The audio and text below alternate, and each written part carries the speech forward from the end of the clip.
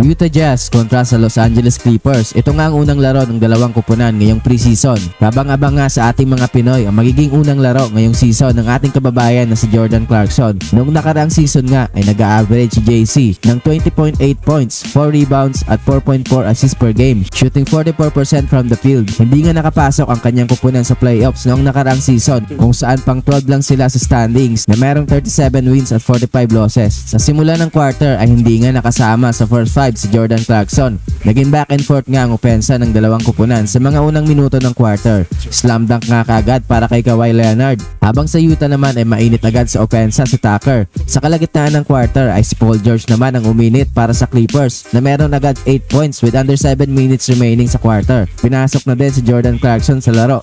Under 5 minutes ay dito na nakuha ni JC ang kanyang unang punto sa laro sa kanyang drive sa basket. Natapos ang first quarter sa score ng 27-24. 3-point lead para sa Clippers. Sa second quarter ng laro ay naging magandang simula sa opensa ng Clippers sa mga unang minuto ng quarter. Good move naman para kay Kawhi under 8 minutes remaining sa quarter kung saan panis ang depensa ni Fontecchio. Patuloy nga ang pag-init sa opensa ni Kawhi hanggang sa kalagitnaan ng quarter at umabot na nga sa double digit ang kalamangan ng Clippers with 4 minutes remaining sa laro. Hirap namang makapunto si JC sa labas matapos niyang mamintes ang kanyang dalawang attempt sa tres sa quarter na ito. With 30 seconds remaining ay nakuha ni Clarkson ang kanyang pangalawang field goal sa laro sa kanyang drive ulit sa basket. Natapos ang second quarter sa score na 50-43, 7-point lead para sa Clippers. Sa pangunguna ni Highland na kumuha ng 12 points habang si Kawhi naman ay kumuha ng 11 points at 8 points naman para kay Paul George. Sa Utah Jazz naman ay nangunguna sa puntos si Markkanen na merong 10 points. Sumunod si Horton Tucker na merong 8 points